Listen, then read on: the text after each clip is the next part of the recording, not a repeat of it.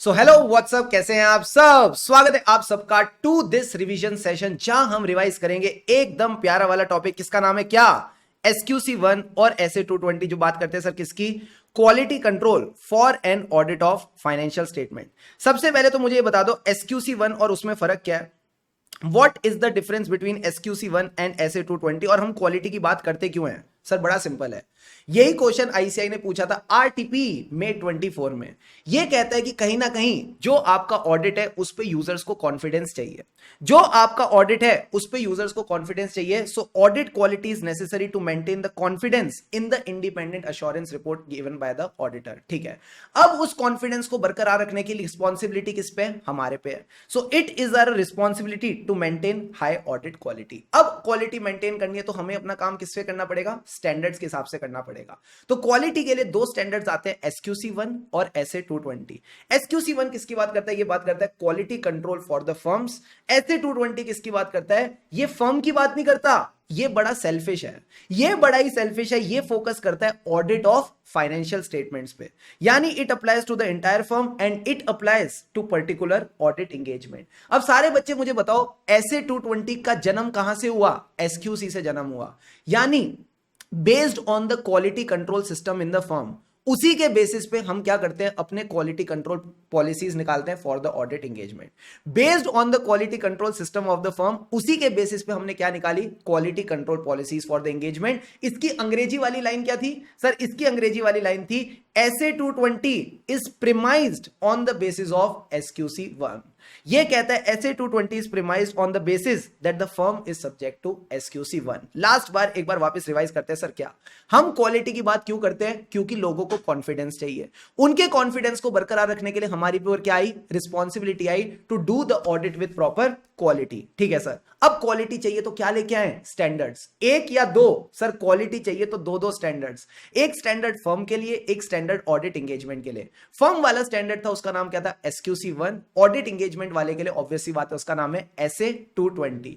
SQC1 किस पे applicable होता है? सर ये पूरी फर्म पे एप्लीकेबल होता है। This is applicable to entire firm, but SA220 selfish है, it is applicable to a particular audit engagement. ठीक है, ठीक है सर। अब ये बोलता है कि फर्म ने अपनी खुद की क्वालिटी कंट्रोल पॉलिसीज बनाई, उसी के बेसिस पे we develop the quality control policies for the audit engagement. क्या ये बात समझ आती है? हाँ। अब इसको समराइज करने वाली अंग्रेजी लाइन थोड़ी सी टफ है, इसको एक दो बार रिकॉल करोगे अपने आप दिमाग में बैठ जाएगी। सर क्या? SA220 is premised on the basis that SQC1 is applicable to the firm. मैंने भी 3-4 बार 5 बार बोली है, तब जाके दिमाग में बैठ जाती है। क्लियर है बॉस? क्लियर है? यही सवाल आरटीपी में 24 का भी आपका हो गया। अब इसके बाद हमारे पास आते हैं elements of system of quality control. आपने बताया था हर फर्म के अंदर क्वालिटी कंट्रोल पॉलिसीज होनी चाहिए, तो ये किन किन एरियाज को लेके होनी चाहिए? तो इसको हमने कैसे ध्यान रख रखा है? हम एक एथिकल लीडर एक्सेप्ट करते हैं जो ह्यूमन एंगेजमेंट को मॉनिटर करे। तो ये सारे के सारे आपके एलिमेंट्स इसमें कवर हो जाते हैं। सबसे पहले क्या आता है topic? Leadership responsibility. Leadership responsibility में मुझे बताओ कौन है वो बंदा जो ऑडिट की क्वालिटी के लिए रिस्पॉन्सिबल है? सर ये वही है जो रिपोर्ट को साइन करता है। ये वही है जो रिपोर्ट को साइन करता है। इसको क्या बोलते हैं? Engagement partner. तो इंगेजमेंट पार्टनर अपनी हरकतों से और अपने मैसेजेस से, he through his actions and messages should emphasise कि क्वालिटी इंपॉर्टेंट है। अब सारे बच्चे मुझे बताओ क्वालिटी कैसे आएगी? सर दो रिक्वायरमेंट से कंप्लाई करके, बाहर वाली और अंदर वाली। बाहर वाली और अंदर वाली का क्या मतलब था? बाहर वाली रिक्वायरमेंट का मतलब है जो आपके PRL रिक्वायरमेंट है, प्रोफेशनल स्टैंडर्ड्स, रेगुलेटरी और लीगल रिक्वायरमेंट। इन रिक्वायरमेंट से कंप्लाई करने के लिए फर्म ने अंदर क्या बनाई? खुद की quality control policies and procedure. जब मैं इन दोनों रिक्वायरमेंट से कंप्लाई करूंगा तो क्या मेरी रिपोर्ट खराब निकलेगी या एप्रोप्रिएट निकलेगी? सर मेरा ओपिनियन एकदम प्रॉपर होगा, report will be appropriate in the circumstance. But अगर कोई दिक्कत है, अगर कोई इशू है, तो क्या लोग डरे हुए होने चाहिए या they should be able to raise their concerns without any fear of reprisal? Sir लोग डरे हुए नहीं होने चाहिए, बिना डर के वो अपनी बात को आगे रख पाए। They should be able to raise their concerns without any fear of reprisal. And आखिरी में क्या बोलेंगे? क्वालिटी इंपॉर्टेंट ही नहीं, जरूरी भी है। That means quality is essential to perform the audit engagement. अब एंगेजमेंट पार्टनर की दो क्वालिटीज क्या थी? सर एंगेजमेंट पार्टनर की दो क्वालिटीज ये थी, यही बंदा रिस्पॉन्सिबल है ऑडिट के लिए, यही बंदा रिस्पॉन्सिबल है ऑडिट एंगेजमेंट के लिए। तो देखो क्या कहता है, engagement partner is a partner और other person who is responsible for the audit engagement, its performance and the audit report. And इसी रिस्पॉन्सिबिलिटी को निभाने के लिए इसके पास अथॉरिटी होनी चाहिए कि ये लोगों से काम करा सके। और ये अथॉरिटी कहां से आती है, वही पीआरएल से, प्रोफेशनल रेगुलेटरी और एनी लीगल बॉडी। फिर हमने बात करी सर कौन से टॉपिक की, एथिकल रिक्वायरमेंट। एथिकल रिक्वायरमेंट मतलब ऐसे 5 क्वालिटीज जो हर चार्टर्ड अकाउंटेंट में होनी चाहिए। कोई भी प्रोफेशनल हो, कोई भी प्रोफेशनल हो, उसके अंदर ये 5 क्वालिटीज होनी चाहिए। ये 5 क्वालिटीज क्या थी, confidentiality, objectivity, integrity, professional competence, due care and professional behaviour. सबसे पहले बात करते हैं कॉन्फिडेंशियलिटी की। जो भी वो तुमको बातें बताती हैं, क्या तुम उसको अपने पेट में रखोगे या किसी के साथ शेयर करोगे? सर हम उसको रिस्पेक्ट करके चलेंगे, हम उन बातों को रिस्पेक्ट करके चलेंगे। तो ये क्या कहता है, रिस्पेक्ट द कॉन्फिडेंशियलिटी। जो भी इंफॉर्मेशन आपको मिलती है थ्रू योर प्रोफेशनल और business relations, you should respect the confidentiality. ठीक है सर। अब आता है ऑब्जेक्टिविटी। ऑब्जेक्टिविटी मतलब your decision should be your decision, your professional judgement should be your professional judgement. Don't compromise your professional judgement because of खुद की BC. Sir खुद की बीसी मतलब खुद की बायसनेस, खुद की कॉन्फ्लिक्ट ऑफ इंटरेस्ट और undue influence of some third party. आई का मतलब क्या था, इंटीग्रिटी। इंटीग्रिटी मतलब सच्चा और सीधा इंसान, सच्चा और सीधा इंसान, सीधी बात, नो बकवास, क्लियर है। मतलब आपने ऑनेस्ट रहना है, स्ट्रेट फॉरवर्ड रहना है, यानी true and fair, fair dealing और ट्रुथफुलनेस। एंड ऐसी किसी रिपोर्ट के साथ एसोसिएट नहीं होना, ऐसी किसी कम्युनिकेशन के साथ एसोसिएट नहीं होना जहां पे क्या है, एरर और ओमिशन। एरर क्या क्या मतलब था, मटीरियली फॉल्स इंफॉर्मेशन है, ठीक है। अच्छा मटीरियली फॉल्स क्यों हुई, क्योंकि किसी ने चेक नहीं किया, it was provided negligently. And last point क्या था, ओमिट्स द रिक्वायर्ड इंफॉर्मेशन। ये आपका इंटीग्रिटी वाला पार्ट हो गया। अब बचे प्रोफेशनल कॉम्पिटेंस, ड्यू केयर और प्रोफेशनल बिहेवियर।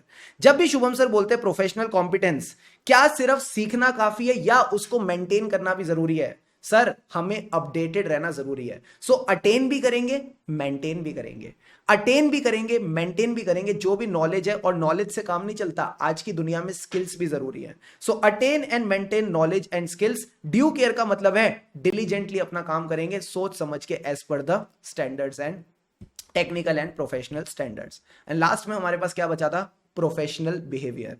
प्रोफेशनल बिहेवियर है मतलब लॉज एंड रेगुलेशन से कंप्लाई करो, साथ ही साथ ऐसी कोई हरकत मत करना जिससे प्रोफेशन की बदनामी हो। Don't do any activity that might discredit the profession. तो ये आपके सारे के सारी क्वालिटीज हो गई।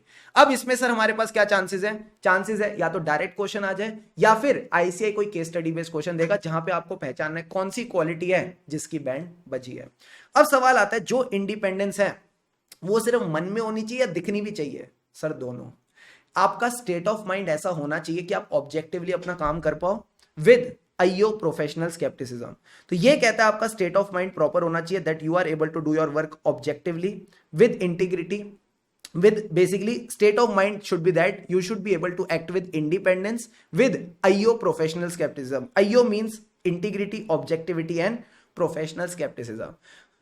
जब मैं बोलता हूं इंडिपेंडेंस ऑफ अपीयरेंस, अपीयरेंस किसको ध्यान में रख के बोला जाता है, किसी भी थर्ड पार्टी को। सो अवॉइड एनी एक्ट और सर्कमस्टेंस, ऐसे कोई भी फैक्ट्स और सर्कमस्टेंसेस को अवॉइड करना जिससे किसी थर्ड पार्टी को लगे आपने अपना इंडिपेंडेंस को कॉम्प्रोमाइज कर दिया है या आपने अपने आईओ प्रोफेशनल स्केप्टिसिज्म को कॉम्प्रोमाइज कर दिया। यही कीवर्ड्स बार बार यूज होते हैं, ठीक है। सो अवॉइड एनी फैक्ट्स और circumstance that third party concludes that your IO professional scepticism has been compromised. ठीक है, ठीक है सर। तो ये दो बेसिक बातें आपने ध्यान रखनी है। अब आता है हमारा फेवरेट टॉपिक कि इन इंडिपेंडेंस पे क्या थ्रेट्स आ सकते हैं। हाँ, what were the threats that we discussed. साफी, साफी का क्या मतलब था, self interest threat, self review threat, advocacy threat, familiarity threat, intimidation threat. अब हर थ्रेट की फील्ड में जाते जाना आसानी से बातें रिकॉल होती जाएंगी। सबसे पहले सेल्फ इंटरेस्ट की बात करते हैं। कौन सा इंटरेस्ट है, पर्सनल इंटरेस्ट है, नहीं, फाइनेंशियल इंटरेस्ट है। अब फाइनेंशियल इंटरेस्ट कैसे आता है, डायरेक्ट होता है, इनडायरेक्ट होता है, ठीक है। अब इनडायरेक्ट के बाद हमने कौन सा पॉइंट डिस्कस किया था, लोन और गारंटी वाला। और एक ऑडिटर को फाइनेंशियल इंटरेस्ट कैसे आ सकता है, फीस से आ सकता है। और फीस भी कब, जब एक ही बंदे से सारी फीस आ रही है, यानी you can say undue dependence on fees from a single client. या फिर आपकी फीस और कौन सी थी, कंटिजेंट फीस थी, जैसा ओपिनियन दोगे वैसी फीस मिलेगी। तो अगर फीस वाले चोचले हैं तो इसको क्या कहा जाता है, सेल्फ इंटरेस्ट थ्रेट कहा जाता है। और इसमें कौन कौन से पॉइंट्स हो सकते हैं सर, इसके अलावा आपने दो मिसलेनियस पॉइंट्स बताए थे, कोई बिजनेस का रिश्ता चल रहा है हमारा उनके साथ, या फिर उसने कहा है वो आपको एम्प्लॉयमेंट दे देगा। तो ये आपने दो अलग से पॉइंट्स ध्यान में रख के चलने थे। फिर आता है सर सेल्फ रिव्यू थ्रेट। ये सेल्फ रिव्यू थ्रेट क्यों आता है, जब आपके दो केस होते हैं सर। क्या, पहले तो आप कोई अपनी पुरानी ऑडिट या नॉन ऑडिट एंगेजमेंट का रिव्यू कर रहे हो, you are basically doing the review of the judgement और कंक्लूजन ऑफ ऑडिट और नॉन ऑडिट एंगेजमेंट, ठीक है। या फिर इधर का बंदा उठ के इधर आ गया, सर इसका क्या मतलब है, इधर का बंदा उठ के इधर आ गया, यानी जो आपका कोई ऑडिट टीम मेंबर है वो पहले क्लाइंट में किसी सीनियर पोजीशन या डायरेक्टर लेवल पे था। Audit team member was previously the director और senior employ of the client.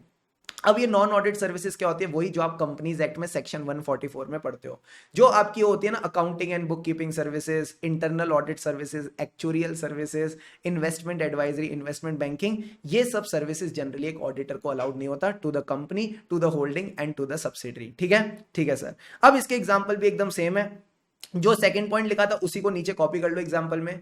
Your audit team member has recently been a director और senior employ of the client. या फिर आपने वो सर्विसेज परफॉर्म करी as auditor which are subject matter of audit. Subject matter of audit क्या होता है, जिसको ऑडिटर चेक करता है। तो ऑडिटर क्या चेक करता है, फाइनेंशियल स्टेटमेंट चेक करता है। इसका कहने का ये मतलब है फाइनेंशियल स्टेटमेंट भी आपने बनाए, ऑडिट भी आप कर रहे हो। वाह जी वाह, वाह जी वाह, वाह जी वाह, भाई ये सब नहीं चलेगा। So as a auditor if you are performing the services related to subject matter, this is also a self review threat. अब आता है एडवोकेसी थ्रेट। एडवोकेसी का क्या मतलब है, आप क्लाइंट को प्रमोट कर रहे हो, आप क्लाइंट के इंटरेस्ट को प्रमोट कर रहे हो इस कदर to a point that your objectivity is compromised. अब आप एकदम बायस्ड हो गए हो। इसमें सबसे पहला पॉइंट क्या था, dealing in the shares of the company. अच्छा, मैंने डीलिंग बोला या इन्वेस्टिंग बोला, सर अगर इन्वेस्टिंग इन द शेयर्स होगा तो सेल्फ इंटरेस्ट थ्रेट में चला जाएगा, बट अगर आप शेयर्स को प्रमोट कर रहे हो, डील कर रहे हो, तो एडवोकेसी थ्रेट। और दूसरा नाम तो सिंपल है, एडवोकेट, मतलब एडवोकेसी थ्रेट आ गया, ठीक है। फिर आता है फेमिलियरिटी थ्रेट। फेमिलियरिटी मतलब रिश्ता। ये रिश्ता क्या कहलाता है, मतलब आपने रिलेशनशिप बना लिया और जिसके साथ भी रिलेशन होती है अब आप उसके लिए सिंपैथेटिक हो जाते हो। तो ये कह रहे हैं auditor forms the relationship with the client ending up to sympathetic for the client. अब आप उसके लिए बहुत ज्यादा सिंपैथेटिक हो गए हो, लॉस उसको हो रहा है, रोना आपको आ रहा है, ऐसे थोड़ी चलता है। अब इसमें 4 रिश्ते हमने बात की थी, 3 रिश्तों की बात की थी, और रिश्तों में मिलते हैं गिफ्ट्स। 3 रिश्ते कौन कौन से थे, खून का रिश्ता मतलब personal relationship with the client, ठीक है, close relative in a senior position with the client. दूसरा क्या था, फर्म का रिश्ता, आपका कोई पुराना पार्टनर अब क्लाइंट का सीनियर एम्प्लॉय या डायरेक्टर है। तीसरा क्या था, टाइम का रिश्ता, long association with the client. And चौथा था, आपको क्लाइंट से गिफ्ट्स और हॉस्पिटैलिटी मिल रही है। कम ऑन, क्लियर है बॉस, क्लियर है सर। उसके बाद आता है इंटिमिडेशन थ्रेट। इंटिमिडेशन थ्रेट क्या था, मैंने कहा इंटिमिडेशन थ्रेट था सामने वाला ना आपको डरा रहा है और रोक रहा है। डरा के रोकने को क्या बोलते हैं, deterred. You are deterred from acting objectively, ठीक है, विदाउट प्रोफेशनल स्केप्टिसिज्म। इसके 2 पॉइंट डिस्कस किए थे। थ्रेट, वो आपको थ्रेटन कर रहा है कि मैं तेरे को निकाल दूंगा या तेरे पे केस कर दूंगा। So threatened over replacement, threatened over litigation. And last point क्या था, जैसी थ्रेट क्रिएट हुआ आपको प्रेशर आ गया। सर प्रेशर का क्या मतलब है, pressure to disproportionately reduce the work. Pressure to disproportionately reduce the work, क्यों, क्योंकि आपकी फीस कम करी है। तो 3 पॉइंट ध्यान रखेंगे सर, क्या, सबसे पहले थ्रेट निकाल दूंगा या केस कर दूंगा, एंड उसके बाद प्रेशर आ गया to reduce the work in response to reduced audit fees. सारे बच्चे पानी के 2 घूंट लगाओ, then let's talk about the safeguards. आ जाओ।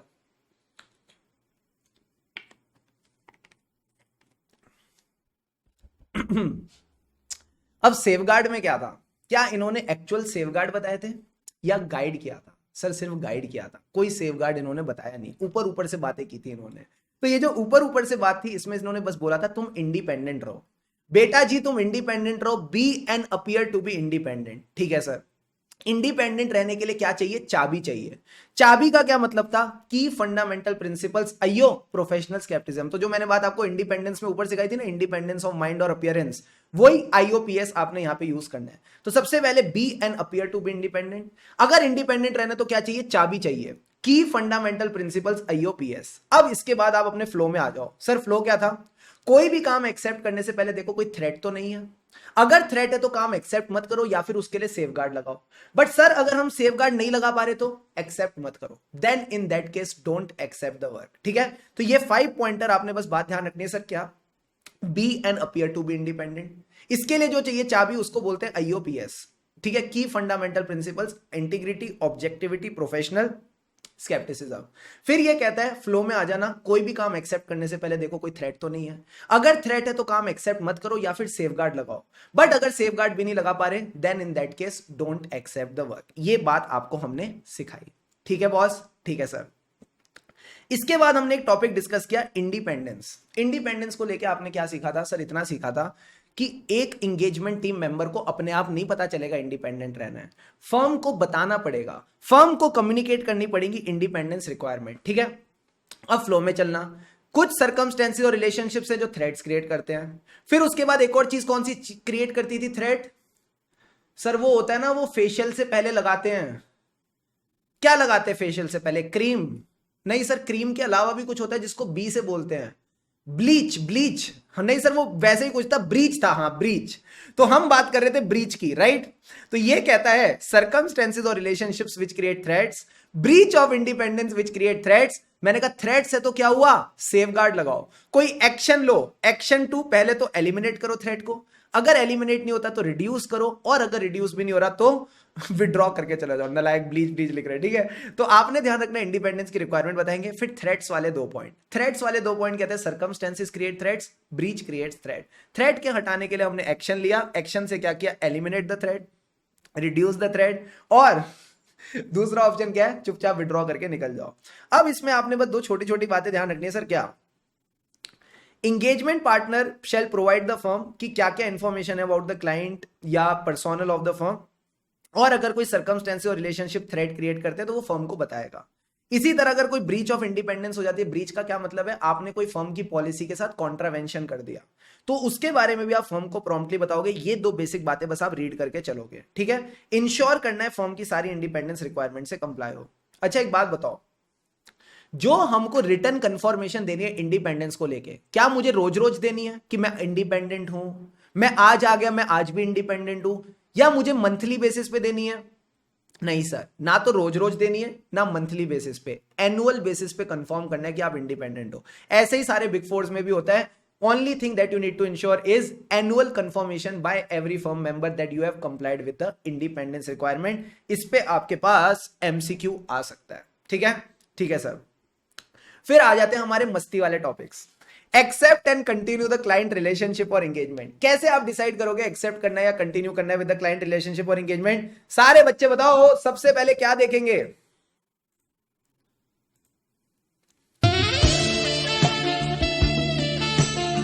Man will be man, man will be man, man will be man. Sir man will be man का क्या मतलब है? सबसे पहले हम देखेंगे सेकी। सेकी का क्या मतलब था? मैंने कहा सेकी का मतलब है, अब इस टॉपिक को ज्यादा दिल पे मत लेना, दिमाग पे समझना। सबसे पहले significant matters which arose in the previous और करंट ईयर ऑडिट एंगेजमेंट। इसके बाद क्या देखेंगे? E for ethical requirement. Ethical requirement का क्या मतलब है? क्या हमारी जो एंगेजमेंट टीम है, जो हमारी फर्म के बाकी पर्सोनल है, वो कंप्लाई कर पाएंगे विद द एथिकल रिक्वायरमेंट। फिर सर सी से क्या था? मैंने कहा सी का मतलब था सीसीटीआर।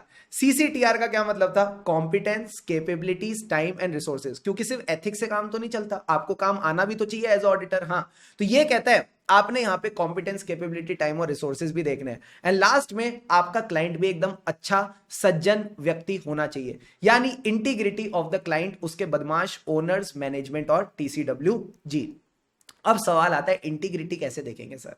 अब सवाल आता है इंटीग्रिटी कैसे देखेंगे? तो मैंने कहा इंटीग्रिटी देखने के लिए आपने बस राहुल की कहानी ध्यान रखनी है। Reputed Rahul proposed Anjali. अंजलि को उसकी नेचर में 3 गड़बड़े मिली थी। क्या? एटीट्यूड बड़ा था, अग्रेसिव भी बड़ा है, और क्या था दिक्कत? लॉन्ड्री का बिजनेस है। कौन सी लॉन्ड्री? मनी लॉन्ड्रिंग का बिजनेस है। ठीक है, एंड इसी वजह से उसको चीजें बड़ी इनएप्रोप्रिएट लगी थी। तो रेप्यूटेड का क्या मतलब है? Reputation of the client. अगर बड़ा डिसरेप्यूटेड क्लाइंट है एक्सेप्ट मत करो। उसके बाद क्या था? Proposed, reason for the proposed appointment of the firm and non reappointment of the previous firm. आपको क्यों अपॉइंट किया जा रहा है और पुरानी वाली को क्यों नहीं करा जा रहा? क्या पता पुरानी वाली मॉडिफाइड ओपिनियन देती हो। हाँ सर। फिर उसके बाद था nature, nature of the clients operation. क्या धंधा है, चरस और गांजे का धंधा तो नहीं कर रहे, अगर कर रहे तो मत एक्सेप्ट करना। फिर उसके बाद क्या था, अगला पॉइंट क्या था, अरे अगला पॉइंट क्या था, मैंने कहा अगला पॉइंट था एटीट्यूड, किसको लेके, अकाउंटिंग स्टैंडर्ड्स और इंटरनल कंट्रोल्स। फिर अग्रेसिवनेस, अग्रेसिवनेस किसको लेके कि आपकी फीस कम से कम रखने ताकि, और उसको क्वालिटी ऑफ ऑडिट से फर्क नहीं पड़ता। फिर मनी लॉन्ड्रिंग का क्या मतलब था, whether the client is involve in money laundering. And last में inappropriate limitation on the scope of work, क्या आपके स्कोप ऑफ वर्क पे आपको एविडेंस लेने से कहीं क्लाइंट रोक तो नहीं रहा, ये पॉइंट आपने कंसीडर करके चलना था। फिर सर हमने बात करी विड्रॉल फ्रॉम एंगेजमेंट, इसमें कुछ भी नहीं था।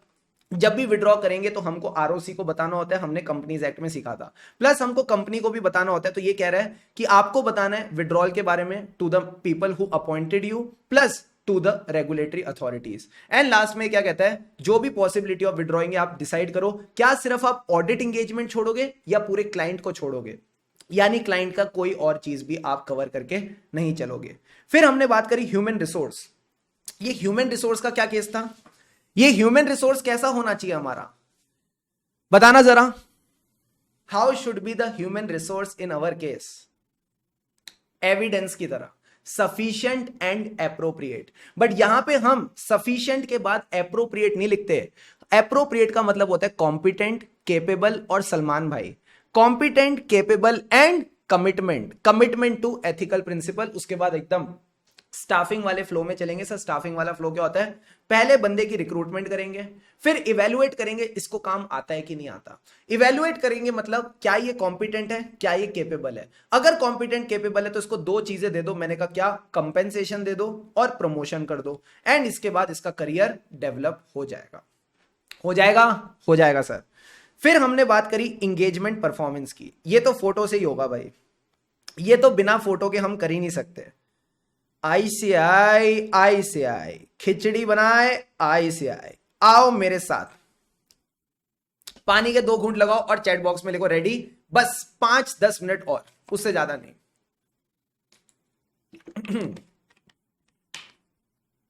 इंगेजमेंट परफॉर्मेंस के लिए कौन रिस्पॉन्सिबल है, एंगेजमेंट पार्टनर, और ये काम किससे कराएगा, एंगेजमेंट टीम से। अगर एंगेजमेंट टीम की मैं बात करूं तो क्या एंगेजमेंट टीम को बताना पड़ेगा काम कैसे करना है, हाँ, उनके सिर पे खड़ा रहना पड़ेगा, हाँ, फिर उनका काम रिव्यू भी करना पड़ेगा, हाँ। सो डायरेक्ट करना है, सुपरवाइज करना है, रिव्यू करना है। अब रिव्यू क्या करें, अब रिव्यू क्या करें, आप इनकी डॉक्यूमेंटेशन को रिव्यू करो, जो इन्होंने प्रोसीजर्स परफॉर्म करे, जो एविडेंस इकट्ठे करे, जो कंक्लूजन्स करे, वो सब आप रिव्यू करके चलोगे। और कई बार कुछ पेचीदा मैटर्स आ जाते हैं, डिफिकल्ट और कॉन्टेंशियस मैटर्स आ जाते हैं, तो उन पे आप क्या लोगे, कंसल्टेशन लेके चलोगे। तो अगर कोई डिफिकल्ट और कंटेंशियस मैटर्स है देन उसके रिगार्डिंग आपने कंसल्टेशन लेनी है। तो ये जो ईपी की रिस्पॉन्सिबिलिटी वाला पार्ट है इसको एक बार बस रीड थ्रू कर लेना।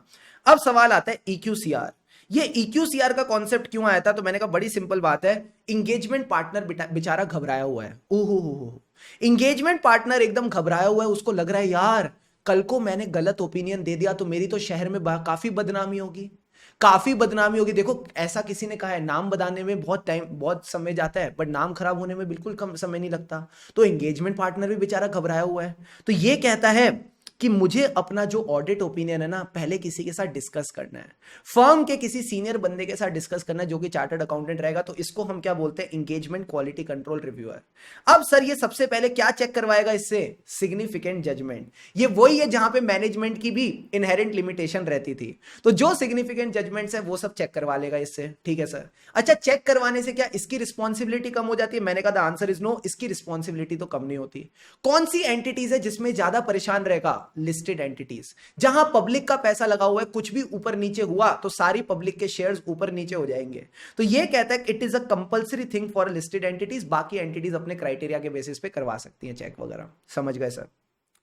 अब इसके बाद हमने बोला EQCR को लेके क्या पॉलिसीज होंगी, तो बड़ा सिंपल है, एंगेजमेंट पार्टनर पहले इसको लेके आएगा, फिर इसके साथ नॉर्मल बातें डिस्कस नहीं करेगा, सिग्निफिकेंट बातें डिस्कस करेगा, ठीक है सर। एंड लास्ट में क्या था, जब तक EQCR हो नहीं जाता ऑडिट रिपोर्ट पे साइन नहीं करेगा। Don't date the audit report until the completion of EQCR, तो पहले लेके आओ, डिस्कस करो सिग्निफिकेंट मैटर्स, और जब तक EQCR ना हो जाए तब तक आप रिपोर्ट को साइन नहीं करेंगे। Got it sir. फिर इसके बाद ये कहता है किसी के भी बीच में डिफरेंस ऑफ ओपिनियन हो, पॉलिसीज एंड प्रोसीजर के हिसाब से चलना। फिर आता है असेंबली ऑफ ऑडिट फाइल, यानी सब इंगेजमेंट टीम मेंबर्स ने अपना काम कर लिया, अब इसको फोल्डर में डालना है।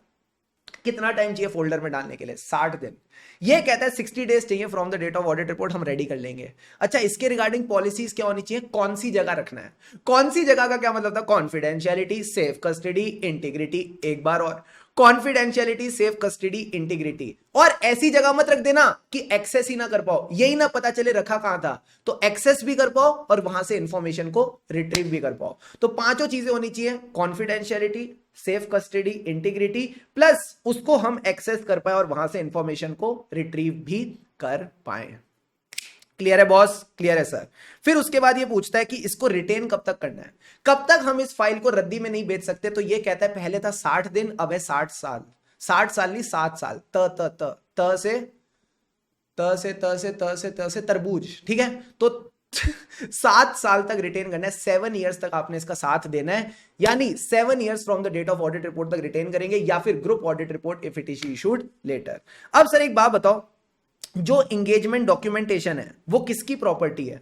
तो it is the property of the firm, जिसने काम किया उसकी प्रॉपर्टी होती है। बट अगर क्लाइंट उसमें से कुछ एक्सट्रैक्ट्स मांग रहा है, वो कह रहा है 4-5 पन्ने मेरे को भी निकाल के दे दो, तो हमारी मर्जी है, we may at our own discretion share the extract, but याद रहे कल को आके हमारे काम पे उंगली मत उठाना। सर उंगली मत उठाना को अंग्रेजी में क्या कहते हैं? It should not undermine the validity of work perform. Plus हमारी इंडिपेंडेंस पे भी उंगली मत उठाना, और the independence of the firm in case of assurance engagement. Monitoring में बस ये चेक किया जाएगा कि जो भी आपने क्वालिटी कंट्रोल पॉलिसीज बनाई है वो तमीज से काम कर रही है कि नहीं। और आखिरी में डॉक्यूमेंट कर लो 3 टॉपिक्स लगातार। कौन कौन से 3 टॉपिक लगातार थे? एक तो आपका एथिकल रिक्वायरमेंट, इंडिपेंडेंस और acceptance and continuance of client relationships and engagement, and last में कंसल्टेशन वाला टॉपिक आप डॉक्यूमेंट करके चलोगे। तो आज हमने सर क्या सीखा? सर क्या? Just work hard in silence. Just आपने एकदम शांतिपूर्वक अपना काम करते जाना है, and let your success be your noise.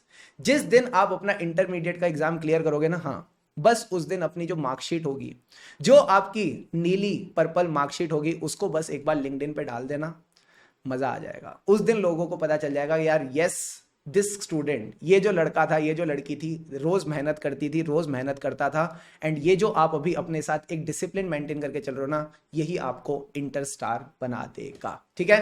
ठीक है sir. So that's all for today, that's all for right now. I hope you enjoyed today's session. मेरी आपसे बस एक ही रिक्वेस्ट रहेगी सर, क्या? कल की क्लास से पहले जो भी आज हमने पढ़ा SQC1 ऐसे 220 में, प्लीज इसको एकदम प्रेम पूर्वक तरीके से रिवाइज कर लेना। बिकॉज क्या है ना, देखो आपने इतनी मेहनत करी, आपने 2 क्लासेस अटेंड करी हैं, दोनों क्लासेस के साथ पूरी एनर्जी लगाई है। मैं नहीं चाहता ये मेहनत वेस्ट हो, मैं चाहता हूं इस मेहनत से आप एकदम बढ़िया नंबर लाएं, and it is very important for your exams. तो अच्छे से रिवाइज करेंगे, ठीक है? एंड और कुछ खास करने की जरूरत नहीं है। मैं एक छोटा सा question of the day they रहा हूं, जो उसको आपको लिख के आना है। सर कौन सा क्वेश्चन ऑफ द डे है जिसको हमको लिख के आना है आज?